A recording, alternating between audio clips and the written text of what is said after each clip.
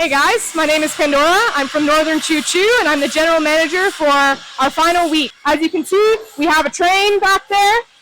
This week's all about detail. So Northern Choo has been working on finishing up the rails as well as some door panels. We got some vents up there, cut out some windows, add some awnings, that sort of stuff, and just trying to make sure there's no sharp edges and it all looks good. So yeah.